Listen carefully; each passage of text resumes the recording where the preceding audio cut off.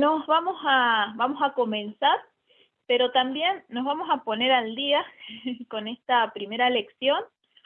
La vamos a repetir y la vamos a grabar para que, bueno, todas las personas que puedan escuchar estos temas por primera vez puedan contar con todas las grabaciones.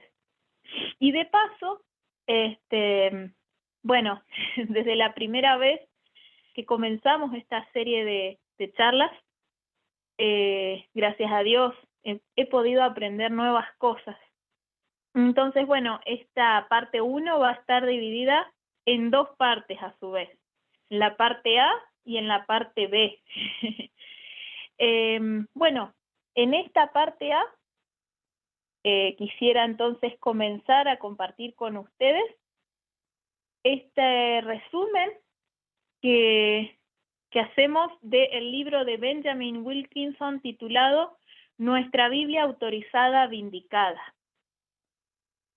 Y bueno, antes de comenzar con este resumen de este libro, me gustaría hacer algunas reflexiones previas. ¿Por qué fue que decidimos comenzar a estudiar este tema? Bueno, confluyeron varias cosas. Siempre, bueno, uno va teniendo distintas vivencias, distintas experiencias y va poniéndose en contacto también con diversos conocimientos. Hace un tiempo tuve la oportunidad de escuchar una serie sobre los 7 pilares del adventismo. Y me di cuenta realmente como adventistas cuánto nos hace falta conocer nuestras verdaderas doctrinas.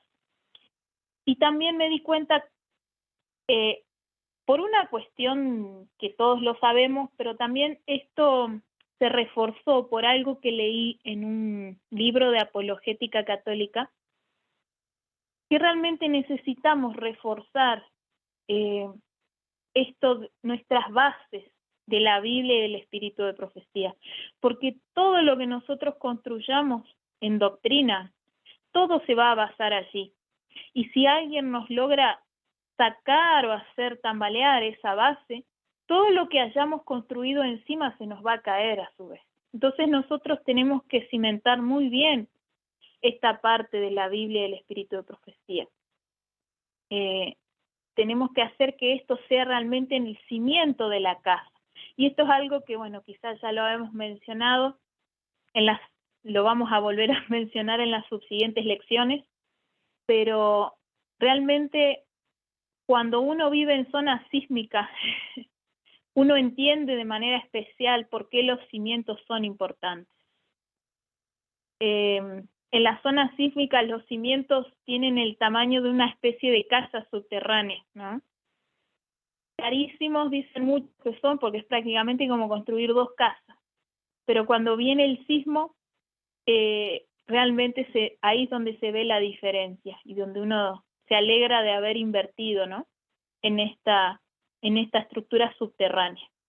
Y eso es lo que vamos a estar haciendo, vamos a estar construyendo una estructura subterránea. Vamos a ir a la diapositiva número 6. Bueno, primero vamos a ir a la número 5, vamos a comentar brevemente los contenidos de lo que vamos a ver hoy. Primero que nada, punto A, ahí tenemos por qué necesitamos estudiar los pilares del adventismo desde sus mismos fundamentos. También, bueno, quería compartir con ustedes un poco de esto del nuevo catolicismo bíblico y la apologética jesuita. Les voy a compartir solamente algunas partes de este libro de apologética, como para que veamos un poco a dónde estamos parados. Esta parte del comienzo igualmente la vamos a continuar luego, el próximo domingo. Y luego sí, entonces ya vamos a comenzar con, digamos, el resumen del libro de Benjamin Wilkinson. Vamos a ver un poquito el prólogo del capítulo 1. Y allí tenemos, bueno, distintos asuntos, el tema del modernismo. Vamos a ver 2 ejemplos llamativos, 2 ejemplos llamativos de la Biblia que nos dejan alguna lección cada uno de ellos para este estudio. el tema del escolasticismo, la función de la experiencia y cuáles son las dos grandes rivales. Estos temas vamos a ver hoy. Entonces ahora sí vamos a pasar a la diapositiva 6. ¿Por qué necesitamos estudiar los pilares del adventismo desde sus mismos fundamentos? Bueno, no sé si alguno de ustedes tiene alguna idea u opinión previa antes de que leamos esto. ¿Por qué creen que necesitamos estudiar los pilares del adventismo desde sus mismos fundamentos?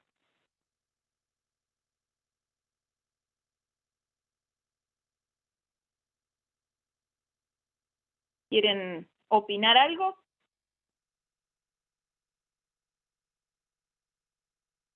¿Les parece que estamos, por ejemplo, en el sentido espiritual, en zona sísmica?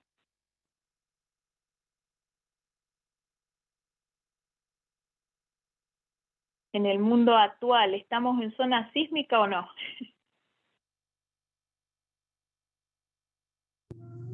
Yo creo que sí, y también pensándolo desde una perspectiva de gran conflicto, desde el mismo comienzo el enemigo fue tratando de ir cambiando los mensajes e ir trastornando y confundiendo a las personas acerca del mensaje de Dios, ¿no es cierto? Entonces, de esa misma, teniendo eso en cuenta, es que necesitamos conocer desde el mismo origen de las escrituras cómo se han ido transmitiendo a lo largo de los siglos para que realmente lleguemos al día de hoy y decir, bueno, lo que tengo acá en la Biblia es la palabra de Dios, porque tal vez no lo sea, o tal vez en gran parte lo sea, pero puede ser que no. Amén. Sí, realmente estamos en momentos difíciles de la historia y tenemos que descubrir realmente también, bueno, respecto de la historia de la Biblia, qué Biblia tenemos en nuestras manos, esto que tenemos en nuestras manos realmente es la Biblia. Sí, son preguntas que por ahí nos hacemos, más cuando conocemos versiones de la Biblia que están realmente adulteradas, ¿no?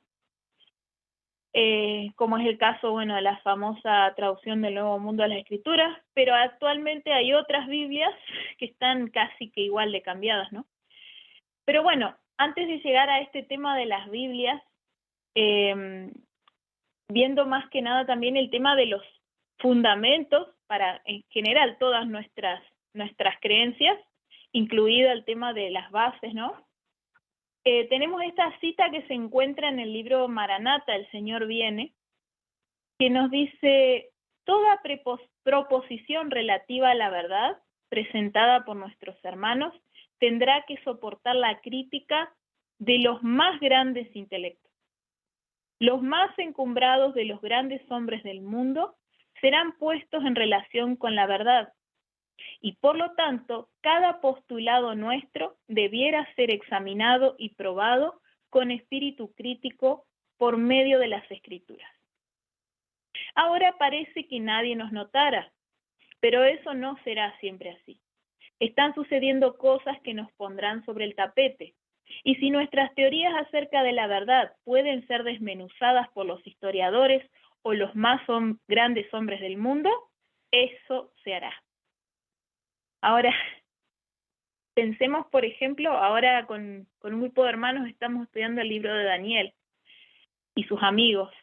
Pensemos, por ejemplo, cuánta inquina, cuánta mala disposición tenían los que rodeaban a Daniel y sus amigos, cómo realmente fueron probados en distintas ocasiones y por una cuestión de envidia, ¿no? Quizá porque ellos ocupaban un puesto alto, pero ahora pareciera, como dice acá, que nadie nos notara. Bueno, nosotros no tenemos un puesto elevado como Daniel y sus amigos, pero dice que esto de que nadie nos note no siempre va a ser así. Van a pasar cosas que nos van a poner sobre el tapete.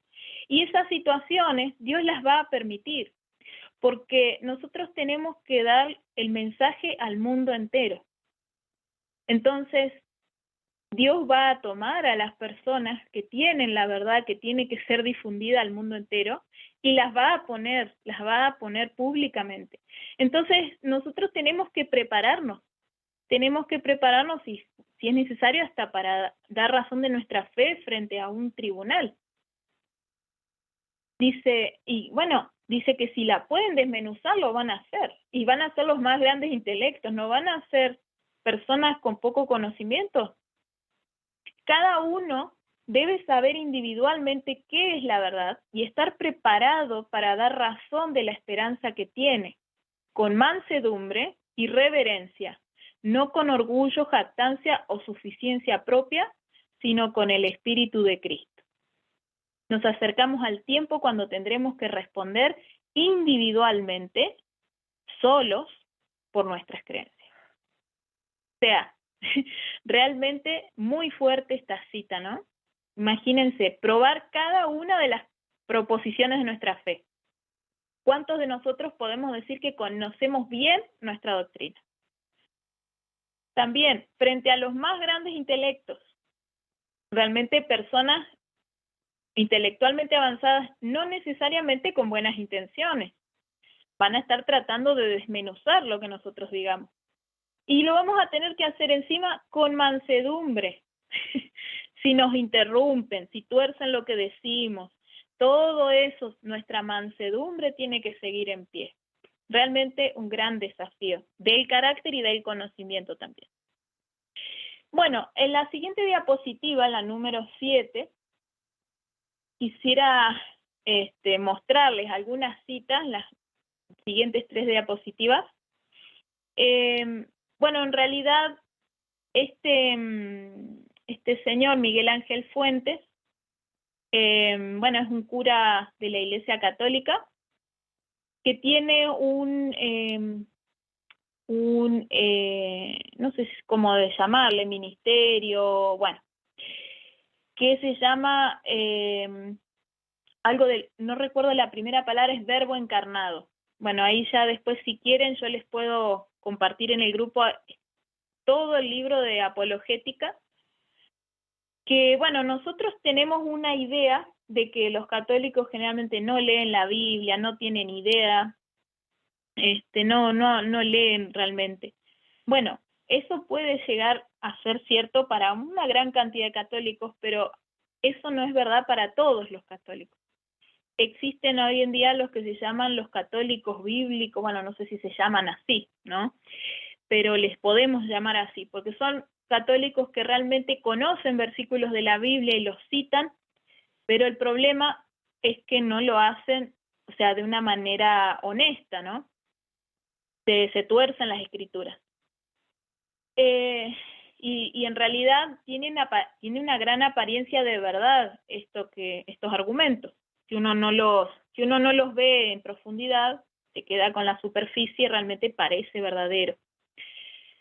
Bueno, aquí, por ejemplo, en este libro de apologética católica, lo primero que comienza diciendo Miguel Ángel Fuentes es que los protestantes no tenemos bases para sostener la sola escritura, el principio de sola escritura. Vamos a leer algunas de estas citas. No sé si alguien me quiere ayudar a leer, vos, Agustín, no sé si llegó alguna persona nueva como para incorporarla.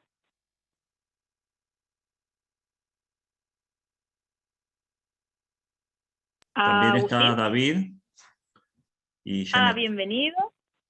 Bienvenido, David. Bueno, entonces vamos a ir repartiendo entre David y vos porque Janet está manejando seguramente, no sé si ya habrá llegado. Bueno, entonces, ¿quién de los dos se anima a leer esto que está en pantalla, que Agustín puso en pantalla, de la diapositiva 7? Ahí lo leo yo. Dice, nuestra, desde a modo de ejemplo. Ajá, ahí. A modo de ejemplo, los principios fundamentales del protestantismo son dos: sola escritura y sola fide. El principio de sola escritura, formulado por Lutero, significa dos cosas. A, que la Biblia es la palabra de Dios y por tanto debemos creer todo lo que ella dice, y no hay más palabra de Dios que la Biblia. Por tanto, se ha de creer solamente lo que dice la Biblia, de donde brota el rechazo de toda tradición y magisterio de la Iglesia. Y B, que cada uno ha de interpretarla por sí mismo, llamado principio del libre examen.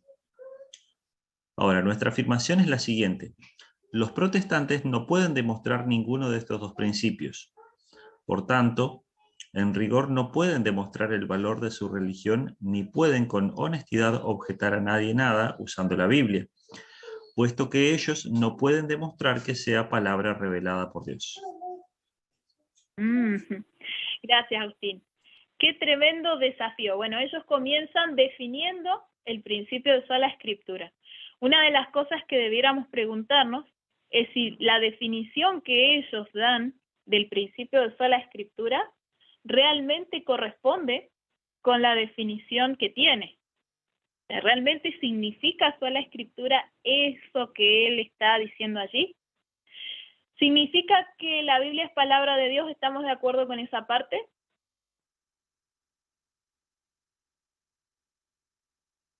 El principio de sola escritura incluye la idea de que la Biblia es palabra de Dios. Yo creo que con eso no tenemos problema, ¿no? Estamos de acuerdo. Ahora, ¿ustedes qué creen? Esta parte donde dice que no hay más palabra de Dios que la Biblia. ¿Coincidimos como adventistas del séptimo día con esta definición de sola escritura? ¿Con esta porción de la definición?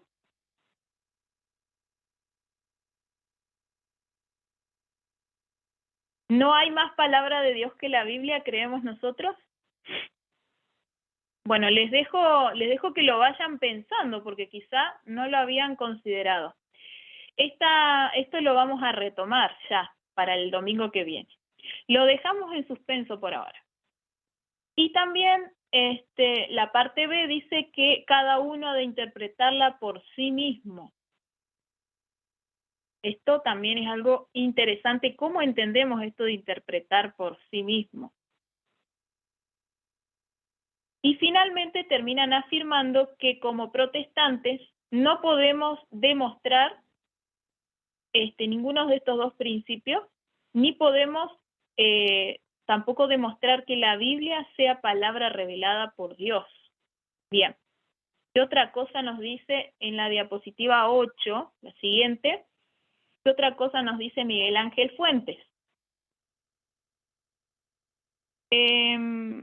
Quisiera seguir leyendo, Agustín. En la siguiente le vamos a pedir a David, porque es un poco más larga la siguiente. Sí, ahí leo. Los protestantes dicen que hay que admitir las verdades claramente expresadas en la Biblia, pero ¿en qué texto de la Escritura se afirma el principio de que la Biblia es palabra de Dios o de que solo la Escritura es norma de fe? Solo puede aducirse como próximo el texto de San Pablo: toda Escritura es inspirada por Dios y útil para enseñar, para arguir, para corregir y para educar en la justicia, 2 de Timoteo 3:16. Pero este texto no dice qué límites o alcances tiene la expresión toda escritura. ¿A qué libro se refiere? ¿Todo libro escrito en el mundo? ¿Son los libros que se contienen en la Biblia actual? En tal caso, ¿cómo sería, puesto que algunos no estaban todavía escritos al escribir eso San Pablo?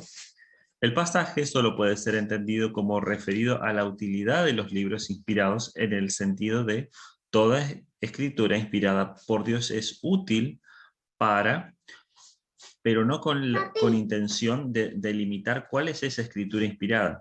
De este modo, para los protestantes solo la Biblia es regla de fe, pero en la misma Biblia no se dice cuál es la Biblia, o sea, el conjunto de libros inspirados, lo cual, aún haciendo caso omiso a que algo que se prueba a sí mismo no tiene valor de prueba, deja a los protestantes sin norma de fe, a menos que la pidan prestada a la tradición sin reconocerlo. Muchas gracias, Agustín. Entonces acá, ¿cuál sería la esencia del problema según lo plantea Miguel Ángel Fuentes? Él dice, bueno, en la escritura no se dice que la escritura es la única regla de fe. ¿Será que eso es así? También nos dice, bueno, la misma Biblia no dice cuál es la Biblia. La misma Biblia no nos dice cuál es el conjunto de libros inspirados. Sabemos, bueno, que no hay ningún versículo que enumere todos los nombres de los libros, pero ¿será que la misma Biblia no nos permite saber de alguna manera cuál es el conjunto de libros inspirados? Bien, y según él, entonces, nosotros los protestantes no tenemos norma de fe porque tenemos que pedirle prestado a la tradición. O, según dice en otra parte, tenemos que pedirle prestado al magisterio de la Iglesia, porque el magisterio de la Iglesia, dicen ellos, es el que nos puede definir cuáles son realmente los libros que conforman la Biblia. Y sin ese magisterio nosotros no podemos saber, entonces por ende, para interpretarla también tenemos que estar dependiendo del magisterio de la Iglesia. Esa es la línea de pensamiento que ellos tienen. Como la Iglesia nos dice cuál es la Biblia, entonces la Iglesia también nos tiene que decir cómo interpretarla. Ahora, le voy a pedir a David si será que puede leer el próximo texto, diapositiva 9. Esto es un testimonio muy interesante.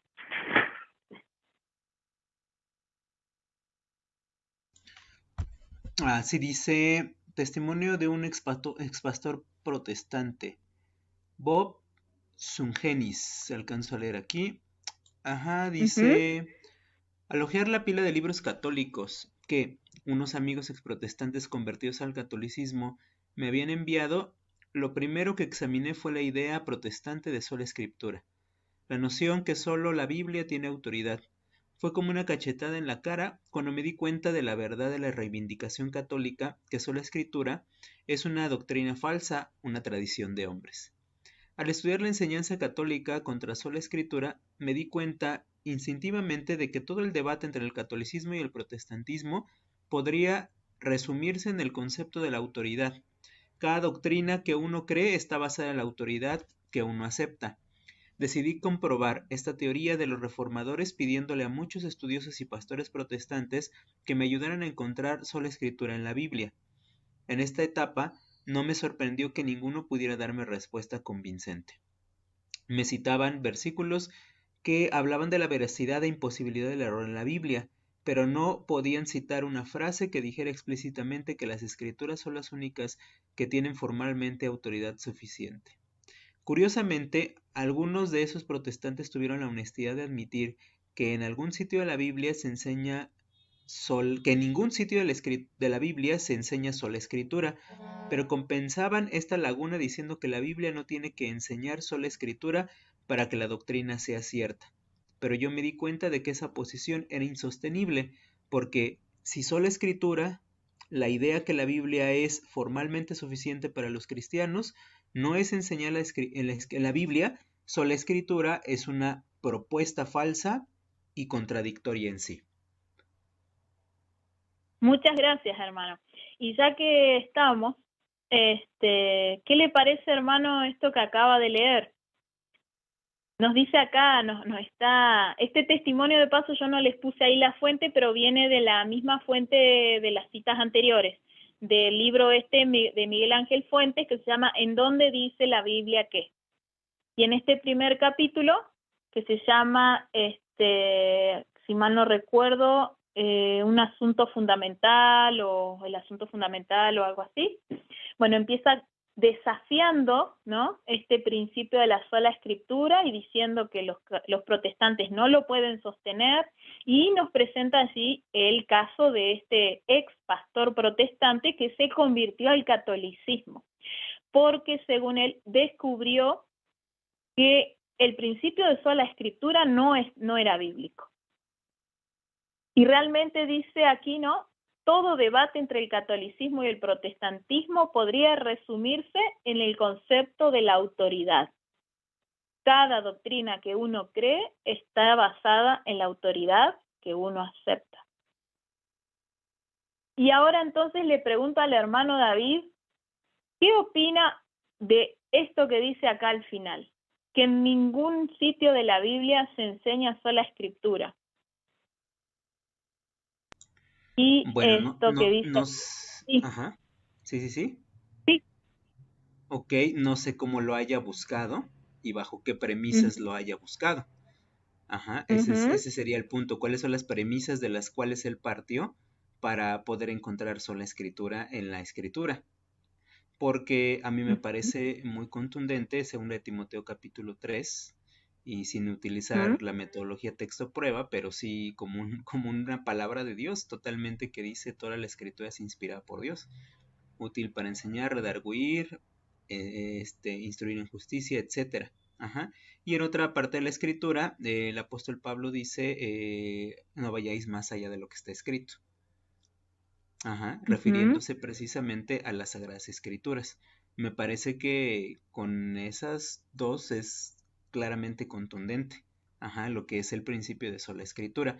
Sin embargo, pues debido a haber sido un hombre preparado seguramente, porque si fue pastor, así porque ahí dice ex pastor protestante, Ujú, seguramente fue preparado en alguna academia de su denominación o de su iglesia, donde pues fue a ujú, estudiar todo de acuerdo con un intelectualismo que comenzó a infiltrar al cristianismo protestante desde el siglo XVI, desde pasada la Reforma Protestante, y entonces seguramente ujú, aprendió las premisas por las cuales debe evaluar, y pues finalmente terminó él mismo, a sí mismo, con esas premisas, convenciéndose de que sola escritura no existe en la Biblia.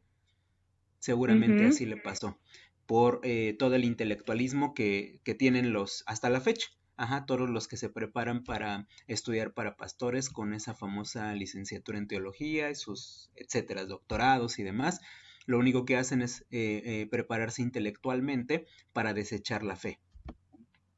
Ujú. Ciertamente, qué interesante este detalle, yo no me había dado cuenta de que, claro, al ser ex pastor probablemente tuvo una formación académica que lo llevó a hacerse las preguntas equivocadas, porque eso es cierto, nosotros si nos hacemos las preguntas equivocadas, nunca vamos a llegar a las respuestas correctas. Entonces, si él indagó de manera equivocada, con las premisas equivocadas, ¿no? Entonces probablemente esto lo llevó también a no poder ver esto, cómo la misma Biblia nos habla del principio de sola escritura. Y esa es la Eh, misma razón por la cual nuestro Señor finalmente, cuando viene a este mundo, pues va a los pastores de Belén. Ajá, y son los pastores de Belén quienes finalmente van y se presentan ante nuestro Señor Jesucristo ahí en el pesebre. Ujú. Ellos van y se presentan y no se presenta toda una serie de personas preparadas, como fue en el caso de aquellos los sacerdotes a quienes Herodes consultó. Él preguntó y díganme dónde van a ser el rey de los judíos y le dieron la respuesta, pero ninguno de ellos fue. Ninguno de ellos fue a cerciorarse si esta profecía se había cumplido o no. Y quienes van ahí pues son hombres sencillos, hombres que desean hacer la voluntad de Dios, que fueron los pastores de Belén, y ellos los ángeles llegan y les hablan claramente y ellos inmediatamente con una fe humilde y sencilla van.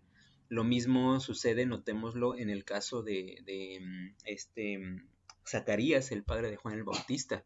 Él tenía todo el testimonio de la misma escritura que había en sus antepasados, en las mujeres que habían padecido de la esterilidad, se había manifestado el poder de Dios para que pudieran tener hijos de la promesa, desde Sara, Rebeca, etcétera. Él tenía los ejemplos y sin embargo él de alguna manera llega a dudar, a diferencia de María, que se le habla la palabra de Dios y nunca había ocurrido en la historia de la salvación que una virgen concibiera. Sin embargo, el ángel va y le habla y ella contesta, contesta con una afirmación de fe, dice aquí la esclava del Señor.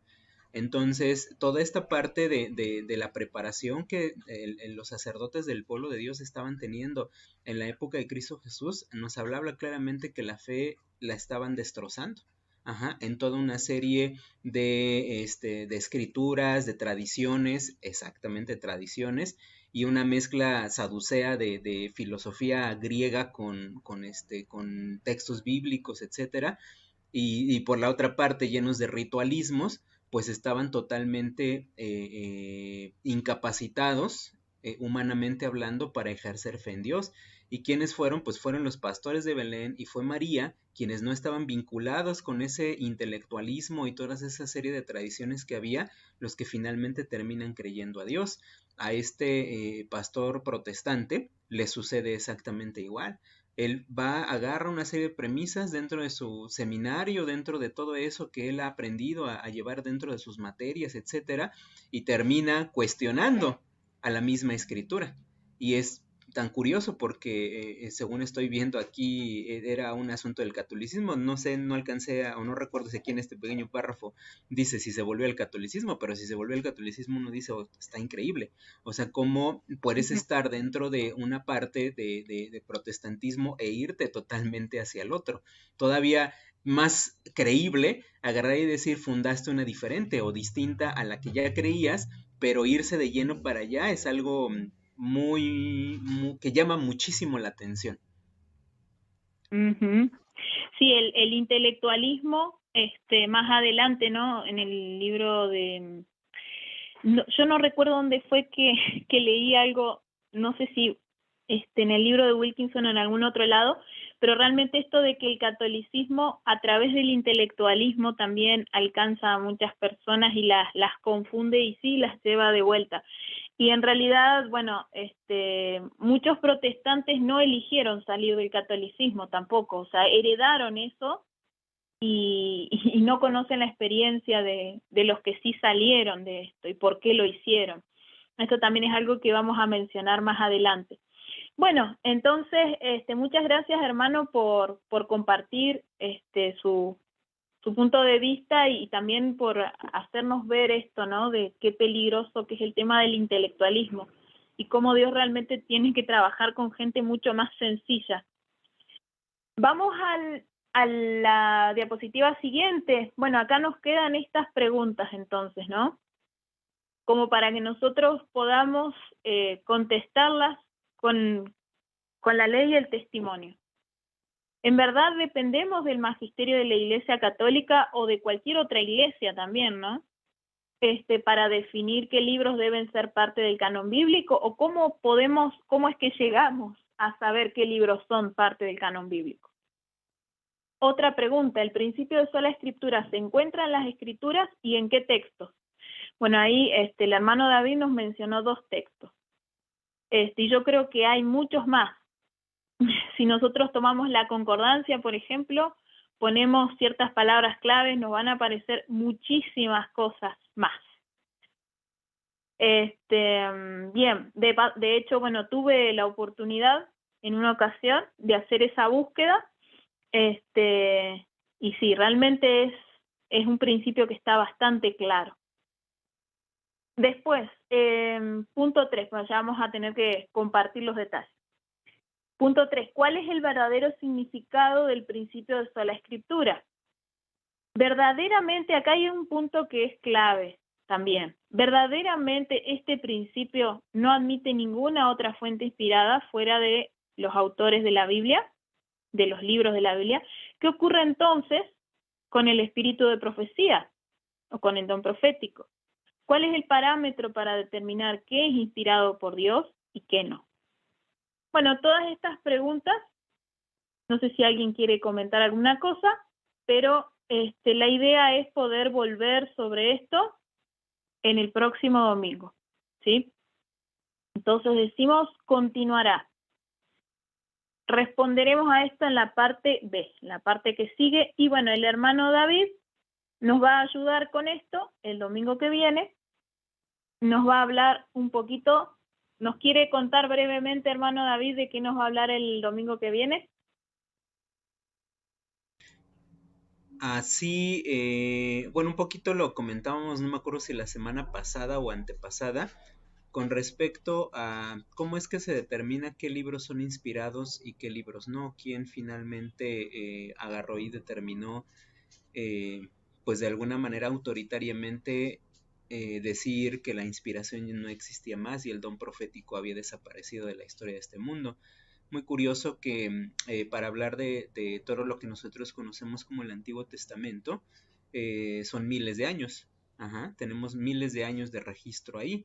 Sin embargo, para hablar del Nuevo Testamento, de lo que nosotros conocemos como el Nuevo Testamento, solamente hay un periodo de un siglo, cuando más, ajá, o aunque en realidad, pues, menos de 70 años, ajá. Ahí están registrados y de repente Dios habló durante milenios, durante 4000 años, ajá, por así decirlo, con el Antiguo Testamento, pero en el Nuevo Pacto solamente habla durante un siglo, no más de un siglo o menos de un siglo. ¿Quién determinó que eso debía ser así? Ajá. En otras palabras, ¿por qué la inspiración dicen ellos que cesó? Ajá, hablando específicamente en lo que se refiere al catolicismo y en la actualidad al protestantismo.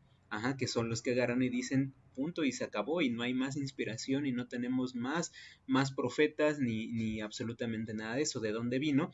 Pues bueno, eso también data del siglo IV, ajá, en la misma época donde las iglesias caídas se están fusionando con el poder político, se da la ley dominical, etcétera. También en ese mismo momento se determina y se dictamina que debe cesar la inspiración.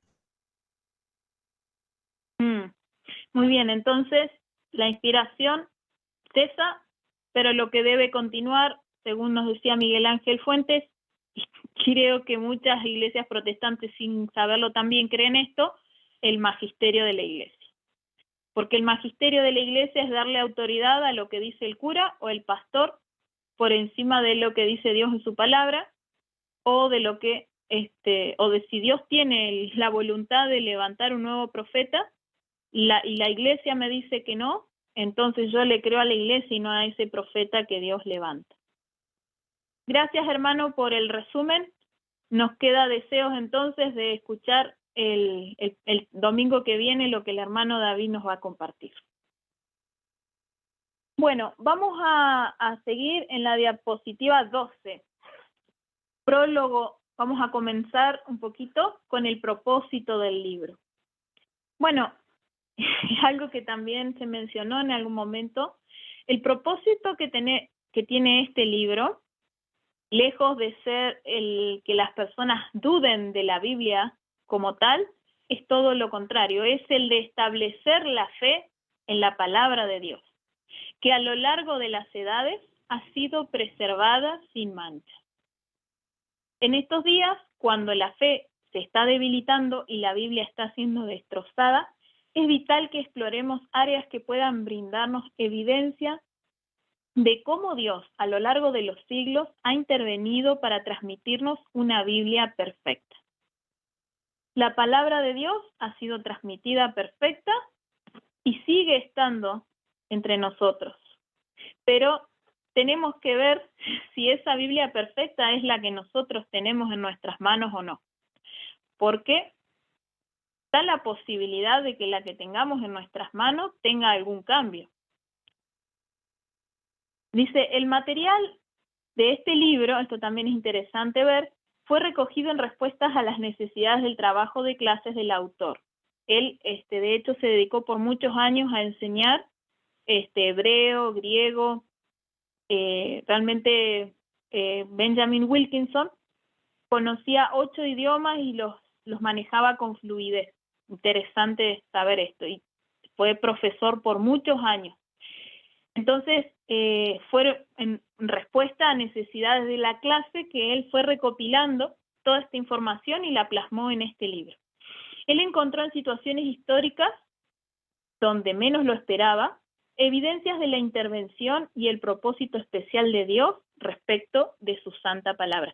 Y debemos mencionar de paso que él también, luego de este libro, Nuestra Biblia Autorizada Vindicada, escribió otro libro más que se llama La Verdad Triunfante. Y vamos a decir, en este libro él recorre desde los días apostólicos hasta la actualidad la historia de la Biblia. Pero en este segundo libro que él escribió, La Verdad Triunfante, él pone una lupa especialmente sobre los primeros tiempos, desde, digamos, la era apostólica y la era de los valdenses, justamente en la parte de la historia que quizá está menos documentada. Él se recorrió muchas bibliotecas de Europa buscando artículos, libros, todo relacionado con la historia de esta época de la iglesia cristiana. Y justamente, ¿no? Qué privilegio poder estar en estas bibliotecas de Europa y de primera mano poder recabar toda esta información. Bueno, ahí yo les compartí en algún momento en el grupo un video, un enlace a un video donde se nos cuenta la historia de él.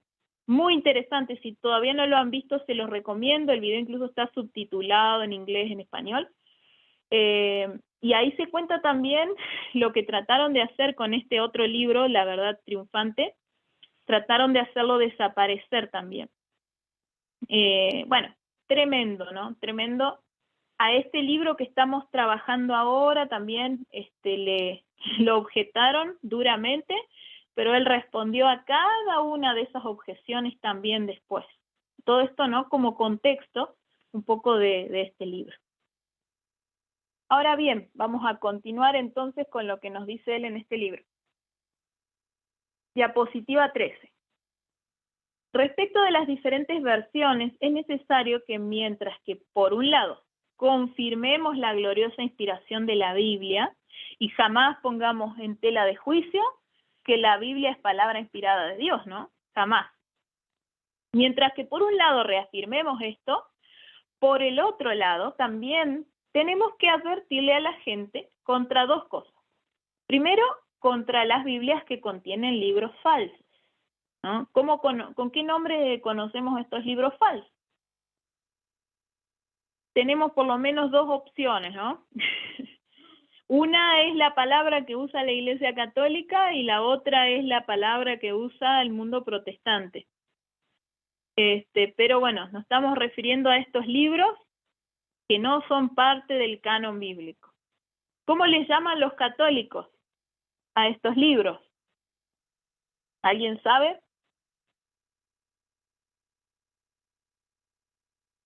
¿Alguien sabe cuál es la palabra que usa el mundo católico y cuál es la palabra que usa el mundo protestante?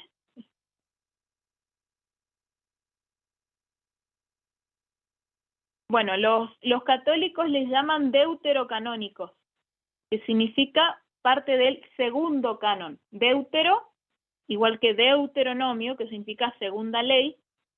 Deuterocanónico es segundo canon. Ahora, apócrifo justamente significa esto, que es algo falso, que es algo espurio, que es algo que no es, ¿no? No es verdadero. Entonces, también debemos tener cuidado qué palabras usamos, ¿no? Para referirnos a estos libros de Tobías, de sabiduría y todos ellos, ¿no? Y también debemos advertir a la gente contra los pasajes falsos en los libros genuinos. O sea, tenemos libros genuinos también dentro de la Biblia católica, pero ¿qué pasa? Tienen pasajes falsos, partes cercenadas, quitadas, traducciones cambiadas. No necesariamente el problema es la traducción, ya viene desde los originales el problema, ¿no? Partes cambiadas, cercenadas, mutiladas, ¿no? Con errores gramaticales. Ya más adelante vamos a ver en detalle un poco más esto y vamos a ver los ejemplos concretos para que podamos advertir bien con conocimiento de causa, ¿no? Entonces nos dice aquí, tales versiones pueden ser utilizadas como referencia o para comparación. Ojo, no estamos diciendo nunca en mi vida voy a volver a tocar otra Biblia que no sea esta la Biblia pura. No, las otras por ahí nos sirven como referencia o para comparación. Quizá en alguna partecita tiene algún concepto más claro, alguna palabrita, estas Biblias modernas quizá en alguna cosita me puede ayudar. Pero el problema es cuando se las usa como Biblia de cabecera por un lado y cuando no se le advierte a las personas de estos dos problemas, libros falsos y pasajes falsos en los libros genuinos. Nos dice, incluso, bueno, el mismo autor acá nos dice, incluso algunos pasajes pueden brindar una traducción más clara, pero resulta impensable que quienes usan tales versiones no estén dispuestos a informar al público de sus peligros. Bien, no sé si hasta aquí alguien tiene algún comentario, alguna pregunta, duda.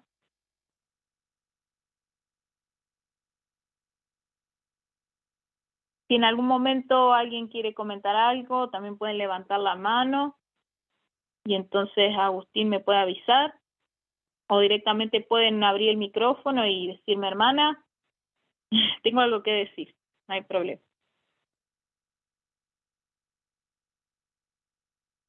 Bien, continuamos entonces. Vamos a la diapositiva 15. Fundamentalmente, entonces, en este capítulo 1, lo que se trata es de las dos corrientes de Biblias que tenemos. O realmente existe solo una Biblia. Yo he escuchado por ahí y tenido en algún momento el concepto, Biblia hay una sola, la Biblia es la Biblia, ¿no? Simplemente, pero aquí realmente este autor nos informa esto y cuando uno se pone a investigar se da cuenta de que realmente existen dos Biblias diferentes en esencia. Y esto, pese a que tenemos muchas versiones, de fondo hay dos Biblias diferentes detrás de todas esas versiones. Vamos a ver un poquito el tema del modernismo. Esto también es un concepto interesante. ¿Será que todo cambio implica progreso? No sé si alguien se anima a leer lo que está aquí en la pantalla, en la diapositiva 15.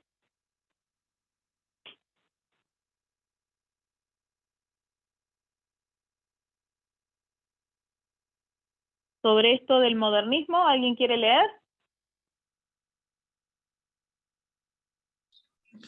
A ver, Leo, dice, Bueno. en la mente de ciertos algunas personas solo existe la idea de que la erudición demanda que hagamos a un lado la versión autorizada de la Biblia y tomemos solo la versión revisada más reciente. Esta idea, sin embargo, no tiene un fundamento adecuado. Esta versión revisada está alineada en gran parte con lo que se conoce como modernismo, que resulta aceptable para quienes creen que cualquier cambio en cualquier lugar o en cualquier cosa es progreso. Aquellos que verdaderamente han investigado este asunto y simpatizan de corazón con todo lo que es evangélico, se dan cuenta de que esta versión revisada es parte de un movimiento para modernizar el pensamiento y la fe cristianos y para deshacerse de la verdad establecida. De Herald and Presbyterian, julio 16, 192.4, página 10. Muchas gracias, Agustín. Bueno, de hecho, qué interesante que esto que estamos leyendo acá, no, o sea, lo cita Wilkinson en su libro, pero no es lo que él dice. Esto lo dice un protestante que no es adventista, ¿no? Este protestante se da cuenta y publica en esta revista, una revista presbiteriana, esta idea, ¿no? De que se está tratando de desechar la versión autorizada, la Reina Valera de 1611, y digamos, bueno, ahora hay que tomar la versión revisada del año 1800, yo no recuerdo el año exacto, pero unos 200 años después por lo menos, del 1600 al 1800 y algo. Ya vamos a ver, puntuar un poquito más los años. Bueno, esta versión más moderna es la que vale, la otra ya quedó obsoleta, dicen algunos, ¿no? Y además esta fue revisada por eruditos, y ahí está el tema de la exaltación de los títulos, de las universidades y todo esto también. Entonces, bueno, ¿pero qué nos dice él aquí? Algunos creen que cualquier cambio en cualquier lugar o cualquier cosa es progreso, pero ¿será que realmente es así? ¿Que cualquier cambio en cualquier parte? ¿O hay que ver realmente qué cambio estamos haciendo y hacia dónde apunta ese cambio? Entonces nos dice aquí este autor presbiteriano, esta versión revisada es parte de un movimiento para modernizar el pensamiento y la fe cristianos y para deshacerse de la verdad establecida. Bueno, aclaramos que nosotros acá nos vamos a encontrar mayormente con la historia de la Biblia en inglés, así que vamos a tratar de ir buscándole los equivalentes, como para que nosotros lo entendamos en nuestra cultura hispanohablante. Cuando hablamos de la versión autorizada, estamos hablando a una especie de, no vamos a decir exactamente, pero una especie de equivalente a la Reina Valera. La Reina Valera 1569, que fue la primera Reina Valera, que se tradujo, ¿no es cierto?, de la Biblia, desde los manuscritos puros al español.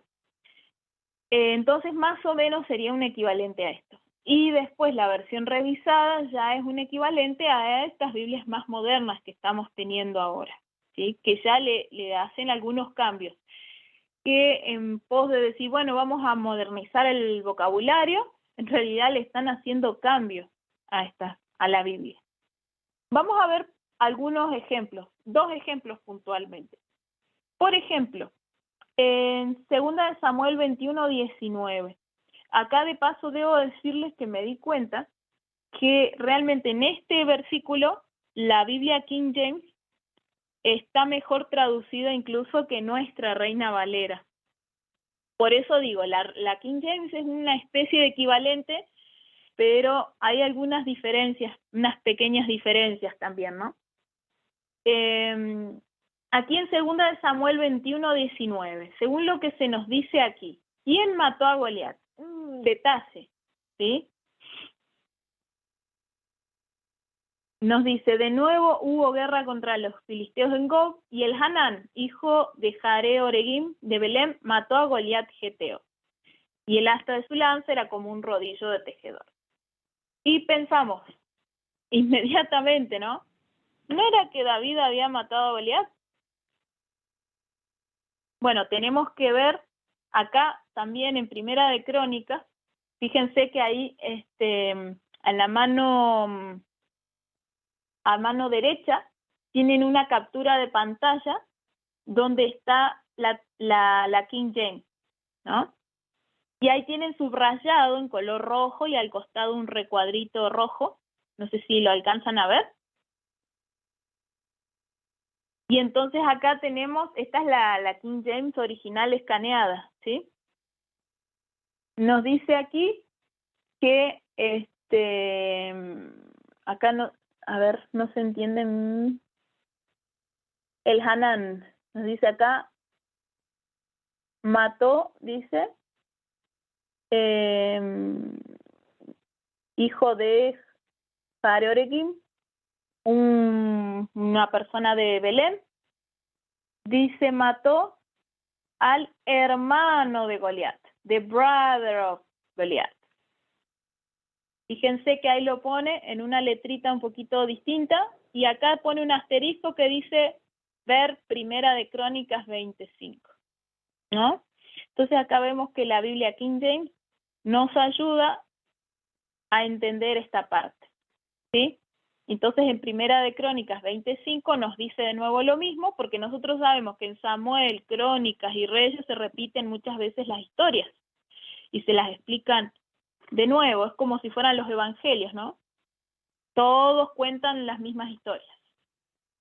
Entonces en Primera de Crónicas nos dice que el Hanán mató a Lami, hermano de Goliat, Geteo.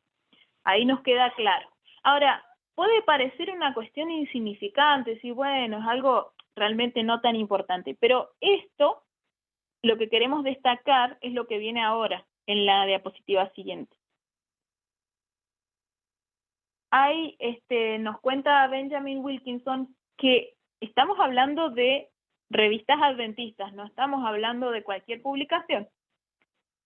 Hubieron 2 publicaciones, nos dice él, que nos decían lo siguiente. Vamos a avanzar un poquito porque se nos va a ir muy largo si no. Fíjense en la parte subrayada, donde nos dice aquí, Bueno, un poquito más arriba. La disputa acerca de Goliat básicamente dice, llama la atención al hecho de que, dicen ellos, en la versión revisada americana, en 2 de Samuel 21:19, se lee que el Hanán mató a Goliat, no David. Y que hay muchas otras cosas en la Biblia que eran producto de la exageración, tal como la historia de Noé, el arca, de Jonás y la ballena, el jardín del Edén, la longevidad de Matusalén. O sea, básicamente la Biblia exagera, esa es la idea que están dando aquí. El primer artículo dice que estas opiniones modernas han sido sostenidas prácticamente por todos los seminarios teológicos de prestigio y que los ministros más jóvenes allí graduados han rechazado las antiguas creencias acerca de estos hechos, más allá de que el público lo supiese o no. A ver, entonces, ¿qué es lo que aprenden los ministros en estos seminarios teológicos de prestigio? Es lo que nos decía recién el hermano David. Aprenden incredulidad. Entonces, claro, esto nos sigue diciendo Benjamin Wilkinson, esta publicación genera interés nacional y esta oficina, la oficina donde él trabaja, fue inundada, como dice el editor, con cartas que preguntaban si esta versión revisada es correcta o si, como siempre hemos creído, según la versión autorizada, David mató a Goliat. Y entonces acá vienen unas preguntas cruciales, ¿no? ¿Está la versión revisada americana en lo correcto en este punto? ¿O es la Biblia que ha conducido al mundo protestante por 300 años la que está en lo correcto? O sea, la King James autorizada. ¿Son correctos los miles de cambios que se efectuaron en la versión revisada? ¿O es la versión King James la que está en lo correcto? Repetidamente se intentó hacer a un lado el Nuevo Testamento griego llamado texto recibido, a partir del cual la Biblia King James en inglés y otras Biblias protestantes en otros idiomas fueron traducidas. Entonces, acá tenemos una lucha, ¿no? Tenemos una lucha, nos dice aquí, entre la versión autorizada y la versión revisada. ¿Cuál de las dos tiene la razón? Porque pareciera ser que no están de acuerdo, ¿no? Bien, en la siguiente diapositiva quiero destacar de aquí una idea clave, que es lo que nos dice en la segunda parte de la diapositiva. Este comité de revisión, el comité de revisión de la Biblia revisada, de la versión revisada, además de los cambios que efectuó en el Antiguo Testamento, hizo más de 5.000 cambios en el texto recibido del Nuevo Testamento. Y de este modo produjo un Nuevo Testamento griego. Desde entonces hemos sido engañados con muchas clases de Nuevos Testamentos griegos y con Biblias en inglés traducidas a partir de ellos. Quisiéramos saber, ¿no? ¿Cuáles son esos 5.000 cambios en el Nuevo Testamento y cuáles fueron los cambios del Antiguo Testamento? Acá vamos a ver un segundo ejemplo. Vamos a pasar entonces acá a raíz de este versículo, ¿no? De que el Hanán mató a Goliat en lugar de David, salen un montón de dudas. ¿Será que la Biblia está exagerando? La palabra de Dios, ¿Dios puede exagerar? O sea, sería en definitiva poner en duda el carácter de Dios también. Acá tenemos un caso muy interesante en Lucas 23, 44 y 45. Tiene que ver con la hora oscura, cuando Cristo estaba en la cruz y entonces se oscureció la tierra desde la hora sexta hasta la hora novena, desde el mediodía hasta las 3 de la tarde más o menos.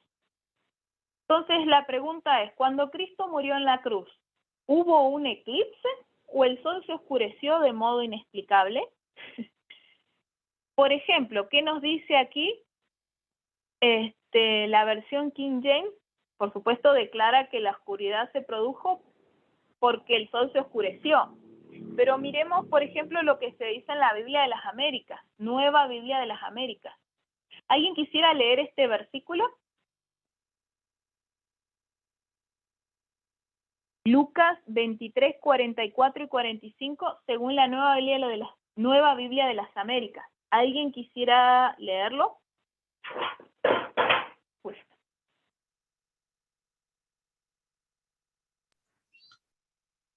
Era ya la hora sexta cuando descendieron tinieblas sobre toda la tierra hasta la hora novena. Al eclipsarse el sol, el velo del templo se rasgó en dos. Muchas gracias, Agustín. Entonces acá nos dice, al eclipsarse el sol, nos está diciendo que hubo un eclipse. ¿Qué diferencia hay entre decir simplemente que se oscureció la tierra y decir que hubo un eclipse? Nosotros sabemos que la comunidad científica tiene toda una definición de lo que es un eclipse. ¿Ah? Eclipse de sol nos está diciendo, de hecho, porque también existe el eclipse de luna.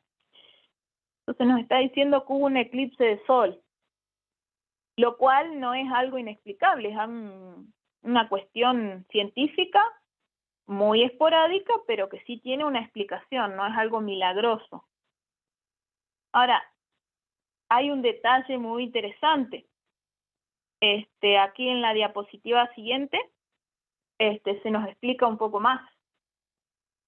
Se nos dice acá, en la parte resaltada, Cristo fue crucificado en el tiempo de la Pascua, el cual siempre tenía lugar cuando la luna estaba llena. Y en un tiempo de luna llena es imposible que ocurra un eclipse de sol. O sea, los que quieran, los eruditos que quieran decir que el sol se eclipsó, según en ese momento, entonces que investiguen sobre la época de la Pascua y que se confronten, ¿no?, con este hecho de que es imposible que hubiese un eclipse de sol en época de Pascua que ocurría siempre en luna llena. Entonces, ¿cuál de los dos registros escribió Dios? ¿El que dice que el sol se eclipsó y que es una imposibilidad científica, por más que lo queramos hacer parecer como algo lógico? ¿O que nos diga que se oscureció el sol, pero no nos diga por qué razón? Entonces, si nosotros aceptamos la teoría del eclipse, ¿vamos a estar reafirmando la fe de la ciencia en la Biblia o la vamos a estar derribando, queriendo fortalecerla? Es una responsabilidad la que tenemos como cristianos, ¿no? De advertir sobre esta clase de cambios para que la fe de las personas se fortalezca. Bueno, no sé si hasta aquí alguien tiene algún comentario. De paso, Agustín, yo sé que vos me dijiste que solamente podías hasta las 6:20 más o menos grabar. Sí, No pero sé si ya estamos coordinando con David para que pueda ser el anfitrión. Ah, perfecto. Muchísimas gracias por coordinar entre ustedes. Bueno. Hasta luego. Muy bien. Hasta luego. Bueno.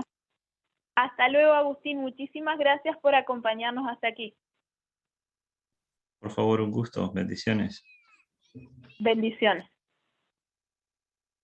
Bueno, aprovechamos entonces, no sé si alguien quiere agregar algo o a comentar algo sobre estos ejemplos que hemos visto, sobre los comentarios que se hacen sobre Sí, las Biblias. hermana, a mí ya llegué, ya terminé de manejar. Qué bueno, sí. Sí, ya lo venía escuchando y esa parte, la última parte que compartió acerca de que el sol se eclipsó, pues, híjoles, es que son también tantos detalles que a veces uno, pues, no sabe uno la verdad. O sea, se lee la Biblia así y entonces todos estos cambios que se dan en la Biblia, pues finalmente nos anuncian que Dios viene pronto, ¿no? Porque pues va a llegar un momento en que finalmente las personas que están estudiando la palabra de Dios, pues, no van a tener una base, ¿no? En qué creer, ¿no? Porque pues finalmente la Biblia va a estar totalmente modificada. Entonces, ahí dicen que hubo más de que 5,000 cambios. Entonces, son pues 5,000 cambios importantes para llevarnos o para, por ejemplo, para tener, por ejemplo, la base de la doctrina verdadera, ¿no? De qué creer. Y entonces, pues simplemente el error va a seguir creciendo hasta que finalmente pues termine, ¿no? Pero pues esto solamente se anuncia que Cristo viene pronto, porque pues la palabra de Dios nunca va a las edades y que Roma siempre quiso mantenerla oculta, pues siempre hubo hombres fieles, estos con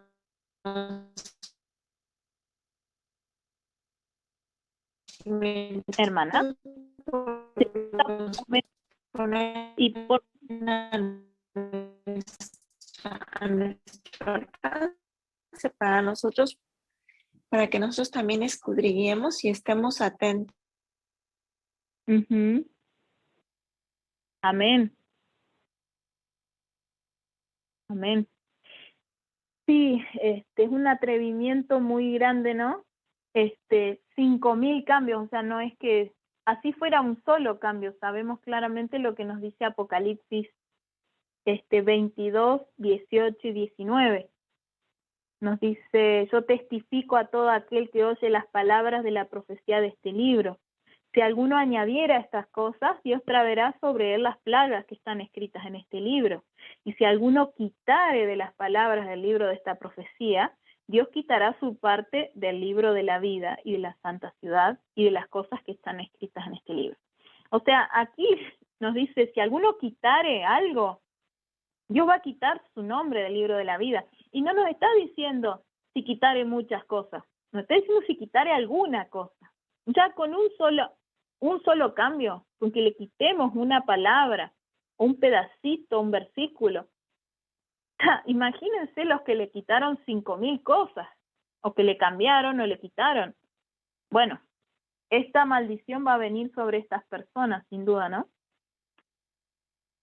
Bueno, no sé si alguien quiere hacer algún comentario más. Hasta ahora.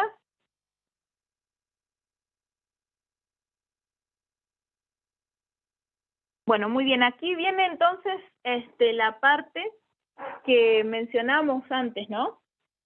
Diapositiva 22. El escolasticismo. ¿Los expertos son más confiables que la gente común?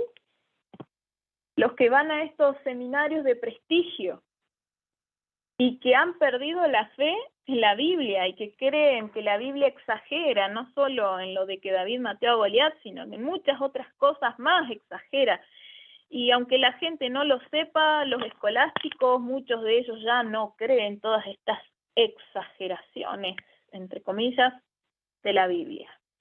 Entonces nos dice aquí, ¿qué es lo que nos dice Wilkinson? Nos dice, ya es demasiado tarde para engatusarnos con palabras tranquilizadoras de que todas las versiones, perdón, acá está un error en el tipeo, que todas las versiones y todas las traducciones tienen el mismo valor y que la doctrina no está siendo afectada en ninguna parte. O sea, esto es una cuestión de estilo, es para que se entienda mejor el lenguaje actual. No estamos cambiando las doctrinas. Esto es lo que nos dicen, ¿no? Así dice, y porque de hecho la doctrina está siendo seriamente afectada.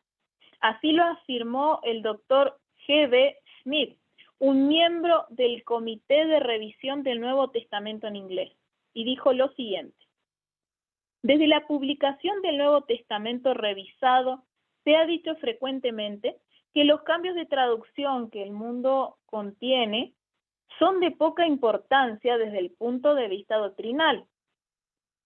Para el escritor, toda declaración de este tipo evidencia ser, en el sentido más sustancial, contraria a los hechos del caso. O sea, no es verdad.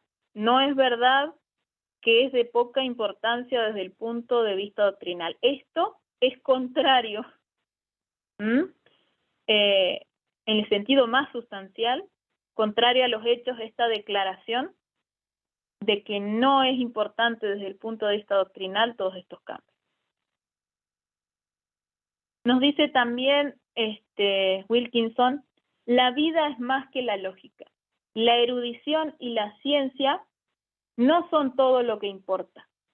Es tan cierto hoy como en los días de Cristo que, como nos dice aquí en Marcos 12:37, los que eran del común del pueblo le oían de buena gana.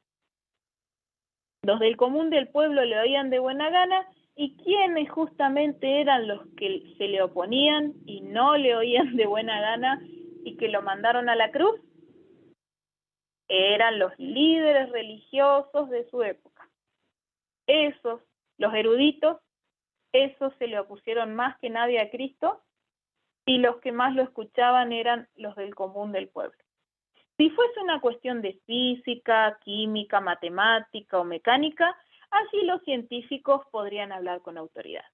Pero cuando es una cuestión de revelación, de espiritualidad o de moralidad, la gente común es juez tan competente como lo son los egresados de las escuelas.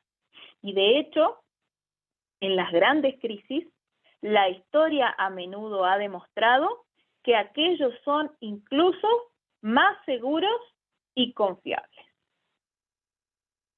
La gente común es incluso más segura y confiable que los eruditos. Y por ello, ¿no? Como vemos en muchas ocasiones en la Biblia, Dios se valió de gente común para dar sus mensajes. Pensemos en el caso de Elías, por ejemplo, que sintió celo por Dios porque vio cómo levantaban altares a Baal y a Acera en los tiempos de Acab, y fue uno de los más apóstatas de los reyes realmente, y él sintió celo por Jehová, pero no era un hombre, un erudito, un estudioso, simplemente Dios vio en su corazón que a él le molestaba ver cómo pasaban por encima de Jehová con estos ídolos, con esta idolatría, y cómo llevaban a todo el pueblo a idolatrar también, a ir en pos de dioses ajenos. Y Dios vio su corazón y lo llamó. Es impresionante la descripción que hace el espíritu de profecía, cómo él se presentó ante el palacio del rey, los guardias no lo vieron pasar, él fue, le dijo las cosas al rey, y cuando quiso acordar el rey ya se había ido y se quedó así como... Y también sabemos lo que se le vino después a Elías, pero no era una persona erudita, y Dios lo eligió a él, porque él amaba la verdad. Y así sucedió en incontables ocasiones. El mismo Cristo no estudió en la escuela de los rabinos. Entonces, ¿estudió qué cosa? Estudió la palabra de Dios en el regazo de su madre, ¿no? Entonces, así es como nosotros también accedemos a la verdad, directamente de la fuente. Bueno, no sé si alguien quiere agregar algo más de esto que vinimos diciendo. Cada tanto voy preguntando porque no veo si se levantan manos allí. Todo es claro, todo. Perfecto. Muy bien. Y aquí tenemos también otra cuestión más. Estamos en la diapositiva 24. Los pioneros, la función de la experiencia. Ahora, debemos aclarar algo antes de comenzar. La experiencia no es nuestra base, digamos, doctrinal, no es nuestra regla de fe, ¿no? Pero tiene una función, eso debe quedar bien en claro. Podemos pensar en el ejemplo de un hombre, de un niño, vamos a empezar como un niño que está en una situación difícil, ¿no? Está quizá en una situación de calle, con las zapatillas rotas, una situación de pobreza, y un día, ¿no es cierto?, alguien le da un poquito de dinero y él decide invertir ese dinero y comprar y empezar a vender muy poquitas cosas. Y al otro día reinvierte y vuelve, ¿no? Y con mucho sacrificio, este niño empieza a hacer un pequeño negocito que le permite sostenerse. Y con el tiempo lo va aumentando cada vez más y hasta que un día llega a convertirse en un empresario con mucho sacrificio. Y este hombre un día, bueno, se casa, tiene hijos y estos hijos, a medida que van creciendo, no experimentan lo que él experimentó, que fue estar en la calle con las zapatillas rotas, pasando frío y hambre. Ellos tienen la comida asegurada todos los días en su hogar, están bien vestidos y se les cuenta el caso de su padre, se les refiere, pero ellos no lo vivieron en carne propia. Entonces nos podemos preguntar, ¿será que estos jóvenes, que estos niños, luego jóvenes, van a poder desarrollar la habilidad que ese padre desarrolló en medio de esas circunstancias difíciles? Puede que el padre les enseñe, que les explique algunos principios, pero hay cosas que no se pueden explicar, hay que vivirlas en carne propia. Levantarse temprano y pasar frío, porque si no lo haces te morís de hambre, quizá no es una situación por la que esos chicos pasen, más allá de que se les pueda explicar que la perseverancia y el sacrificio son importantes. Entonces, aquí vemos la función de la experiencia. Y quisiera pedirles que me ayuden a leer algunas de las citas que vamos a ver a continuación. Vamos a ir directamente, porque nosotros, acá nos da un ejemplo, Wilkinson, en la página 24, pero quisiera que destaquemos solo una partecita de esto, y luego vamos a las citas que siguen en la 25. Nos dice, aquellos pioneros, está hablando de los padres fundadores de la nación estadounidense, aquellos pioneros incluso fueron testigos, nos dice, de los despiadados principios de la Edad Oscura y sus crueles resultados. Fueron llamados a sufrir, soportar y luchar a fin de que se estableciesen principios de naturaleza diferente. Fue la experiencia y no el hecho de leer o de filosofar lo que creó en ellos los gloriosos ideales, incorporados en el documento fundamental de la nación, es decir, la Constitución de los Estados Unidos. Ellos tuvieron que pasar las situaciones difíciles y sufrir opresión que los que vinieron después no sufrieron, porque ya tuvieron esa libertad por la cual ellos habían luchado. Y asimismo también tenemos aquí la función de la experiencia en nuestros pioneros adventistas. Vamos a leer en la página 25. Janet, vos que ya llegaste a destino, no sé si nos querés ayudar a leer, no sé si se va a escuchar bien el audio, podemos probar. ¿Qué es lo que voy a leer? ¿Lo que usted aquí en la pantallita? Sí, no sé, ya supongo que sí. Aquellos que en su experiencia, así dice. Okay.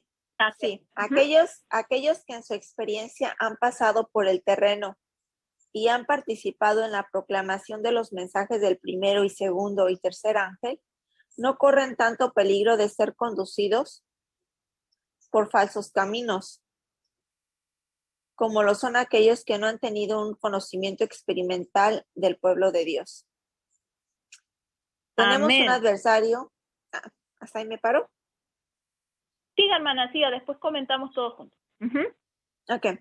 Tenemos un adversario que no duerme y que está constantemente trabajando sobre las mentes humanas que no han tenido una experiencia personal en relación con las enseñanzas del pueblo de Dios durante los 50 años pasados. Los obreros genuinos de Jesucristo deben colaborar con sus hermanos que han tenido experiencia en la obra desde el mismo comienzo del mensaje del tercer ángel. Amén. Muchas gracias, hermana. Amén. Entonces acá se destaca, ¿no? Los que han tenido experiencia en relación con el mensaje del primer, segundo y tercer ángel. O sea, han participado en la proclamación de ese mensaje desde el comienzo. Ellos pasaron por una experiencia, por ejemplo, de ser expulsados de sus propias iglesias por abrazar el mensaje del advenimiento de Cristo. Ellos pasaron por la experiencia de dar el mensaje y lograron darlo con éxito al mensaje del primer y segundo ángel. Y comenzaron con la tarea de dar el del tercer ángel. Y a nosotros nos toca terminar de dar el mensaje del tercer ángel y, por supuesto, repetir el mensaje del primero y del segundo, porque si no, no se entiende el del tercero si no conocen el del primero y el del segundo. Entonces ellos lograron hacerlo. ¿Cómo lo hicieron? Tenemos que preguntarnos ahora. Así como ese niño debe preguntarse, ¿cómo logró mi padre de estar en la calle ahora ser un empresario? Entonces yo tengo que seguir sus pasos y aprender de su experiencia, porque hay cosas que no salen en los libros. Tengo que pedirle que me cuente la historia, que me cuente, entonces ir tomando nota. No nos dice que sean infalibles. Nos dice aquí, han participado, los que han participado, dice, no corren tanto peligro de ser conducidos por falsos caminos. Ellos también pueden tener sus errores, pero si ellos podían cometer errores, nosotros mucho más todavía, porque ellos dicen no corren tanto peligro de ser conducidos por falsos caminos como aquellos que no han tenido un conocimiento experimental del pueblo de Dios. Y además nos dice que el enemigo, acá en la segunda cita, el adversario, está trabajando sobre qué mentes especialmente, dice, está constantemente trabajando sobre las mentes humanas que no han tenido una experiencia personal en relación con las enseñanzas del pueblo de Dios durante los 50 años pasados. ¿No? Y o sea, Satanás se está enfocando especialmente en las mentes de las personas que no tuvieron esa experiencia, que no conocen bien probablemente tampoco las doctrinas que se enseñaron en esos 50 años pasados. Entonces, ¿qué debemos hacer nosotros? Si queremos ser obreros genuinos de Jesucristo, debemos colaborar con los hermanos que han tenido esa experiencia en la obra desde el mismo comienzo. Debemos colaborar con los pioneros adventistas que tuvieron esa experiencia de dar en la obra desde el comienzo mismo del mensaje del tercer ángel. ¿Mm? Debemos colaborar con ellos porque son nuestros hermanos con más experiencia. Esta es la función que tiene la experiencia. No sé si alguien quiere comentar algo más sobre este tema de la experiencia. ¿Con alguna duda, alguna acotación? Ahorita, así como lo estás presentando, la diapositiva anterior con la experiencia de los fundadores, de los padres fundadores de Estados Unidos y aquí con los pioneros adventistas, me viene a la mente lo muy interrelacionada que está la Tierra Gloriosa. Ajá, la Tierra Gloriosa en este caso como los Estados Unidos, pero también la Tierra Gloriosa pues en este caso la Iglesia Adventista. Mm. Son experiencias muy similares, ajá. Allá los padres fundadores con la parte de la Constitución y demás, y aquí en esta parte lo que es el adventismo con los pioneros. Ujú. Sí, qué interesante el paralelismo, y de hecho también ellos tienen en su moneda la frase "en Dios confiamos", ¿ah? Bueno, esta iglesia, así como el adventismo nació de cierta persecución también, ¿no? Porque fueron echados, o sea, los consideraron una secta, los dejaron a un lado, ¿no? A los pioneros adventistas. ¿Por qué? Por abrazar el mensaje del advenimiento de Cristo. Bueno, la nación estadounidense también nació por lo que estuvimos estudiando la vez anterior, esta experiencia de estos puritanos que escapaban de la persecución religiosa allí en Inglaterra, que había dejado de ser tierra habitable para ellos, habíamos leído, ¿se acuerdan? Y también recuerdan todos los principios. Bueno, esto ahora me estoy olvidando, estamos en la lección 1, eso ya lo van a ver más adelante los que escuchen este audio por primera vez. Pero es algo que ya se va a ver. El tema, ¿no? de cómo los pioneros, los puritanos escaparon de Inglaterra. Esto está en el capítulo 17 del Conflicto de los Siglos, América, Tierra de Libertad. Y bueno, justamente, sí, por eso es que Estados Unidos llegó a ser esta nación grande y bendecida, porque ellos amaban la verdad y Dios los bendijo, ¿no? Aunque bueno, tristemente, ese amor por la verdad se ha ido perdiendo. En el pueblo adventista también, otro paralelismo triste en este caso también. Y hay que recuperarlo, ¿no? Bueno, gracias, hermano. Sí, es un buen paralelismo, la verdad. Bien, vamos a tocar entonces este último punto. Diapositiva 26. Las dos grandes rivales. Bueno, entonces, justamente como veníamos hablando de la importancia de la experiencia, la experiencia también puede arrojar algo de luz en cuanto al valor de las versiones de la Biblia. Nosotros, como herederos que somos, tenemos que tener mucho cuidado y poner mucha atención, porque nosotros no hemos pasado por la experiencia que pasaron los valdenses, que pasaron los reformadores, que pasaron muchas otras personas a lo largo de la historia, ¿no? Entonces tenemos que acercarnos a ellos y pedirles que nos cuenten su historia. Para eso está este libro. Este libro nos va a ayudar a conocer la historia de todas estas personas que lucharon para que nosotros tengamos la Biblia aquí hoy en día.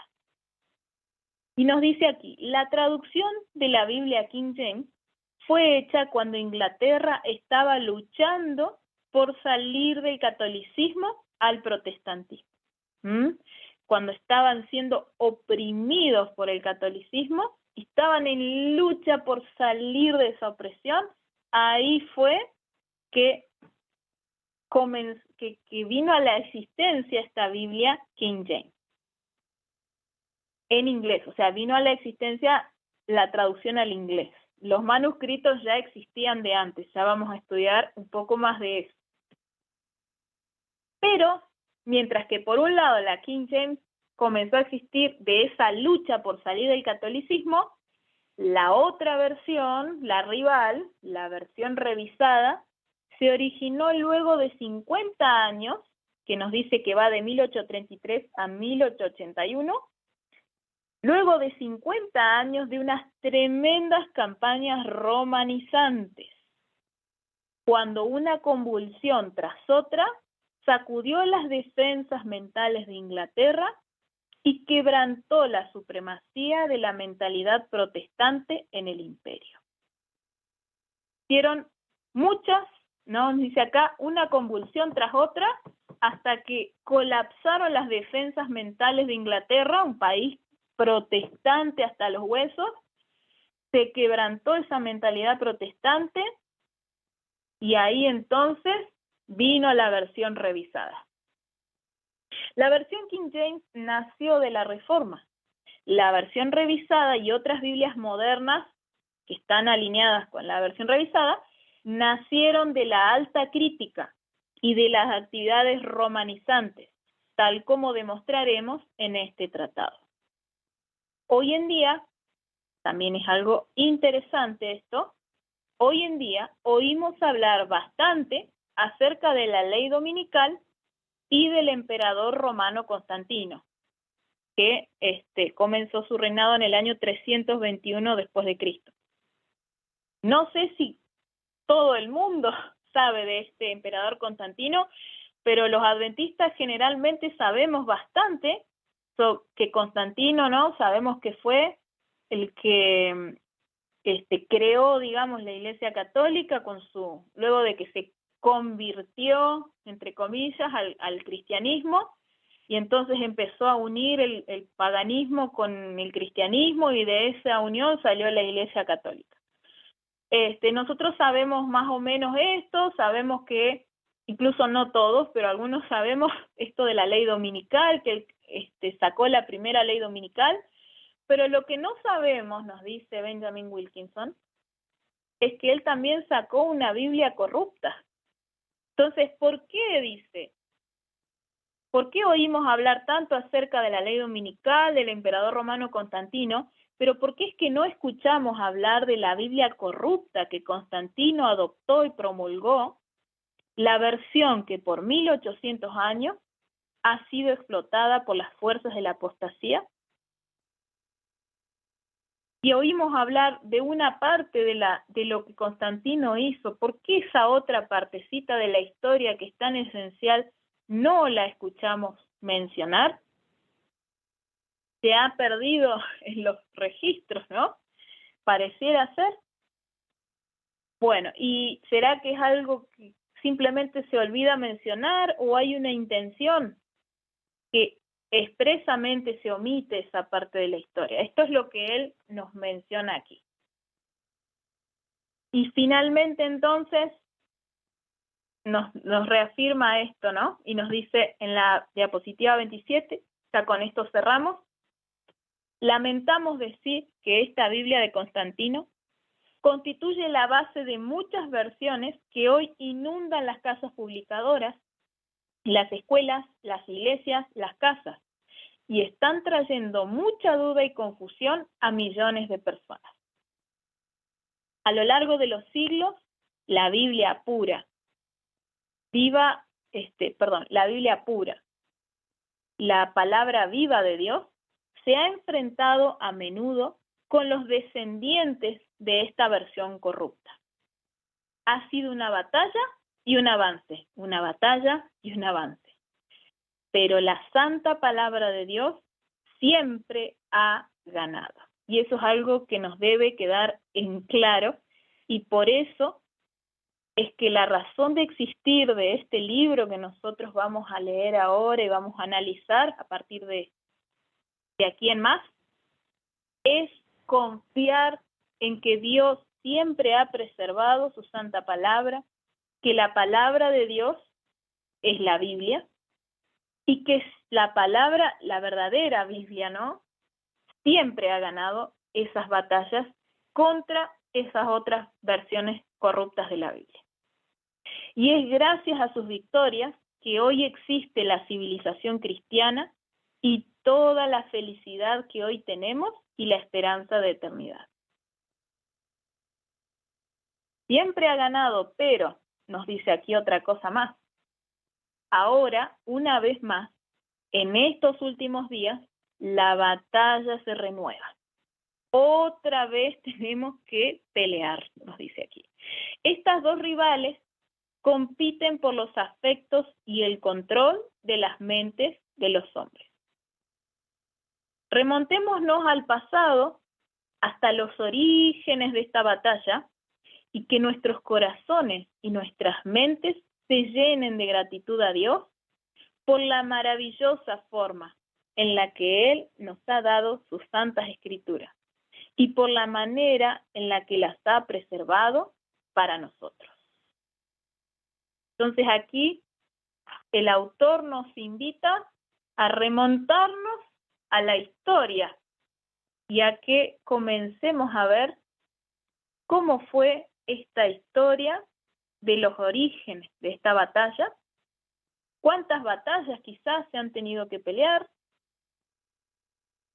y que también nos invita a agradecerle a Dios por la maravillosa forma en la que Él nos ha dado sus santas escrituras y las ha preservado para nosotros. De manera que, así como con la creación de Dios, Dios creó el mundo, pero no lo creó y lo dejó a la deriva, sino que se encargó luego de sustentarlo, de sostenerlo, y por eso estamos vivos hoy, porque Él nos ha sustentado todos estos años. Y también cuando nos apartamos, se encargó de redimirnos. Bueno, con la Biblia ha sido lo mismo. La inspiró en sus profetas, la creó, y luego también se encargó de sostenerla, de hacer que siguiera estando preservada por todos los siglos hasta hoy en día. Así que podemos agradecerle a Dios por eso. Y bueno, nos queda entonces ahora la inquietud de cómo es esta historia, ¿no? No sé si alguien quiere comentar algo más, hacer alguna pregunta. No, hermana, todo está claro. Gracias. Muy bien, hermana, gracias a Dios que nos da toda esta luz. Muy bien, entonces, hermano David, ¿usted tiene algún comentario, alguna pregunta? No, todo claro, todo muy bien. Muy bien. ¿Alguna otra persona más? No sé si entró alguien más. Entró, pero ya también se salió. Bueno, muy bien. Igual esto queda grabado para que lo escuchen después. Bueno, entonces, eso es lo que vamos a hacer. Vamos a estudiar la historia y el próximo domingo vamos a hacer como una especie de paréntesis grandote y vamos a analizar un poquito más en relación a esto que comentamos al principio. Esto de la autoridad de la Biblia, el tema del magisterio de la Iglesia, el tema del espíritu de profecía. No pretendemos agotar el tema por completo allí, aunque sí se pretende dar fundamentos básicos, pero luego cuando nosotros veamos el segundo cimiento, que es el tema del espíritu de profecía tal como se manifiesta en Elena de White, ahí vamos a terminar de ver algunos de estos principios. Así que bueno, por lo menos queremos puntuar lo fundamental el domingo que viene. Y lo vamos a tener entonces como invitado a nuestro hermano David. Bueno, si no hay entonces más comentarios, más dudas, más preguntas.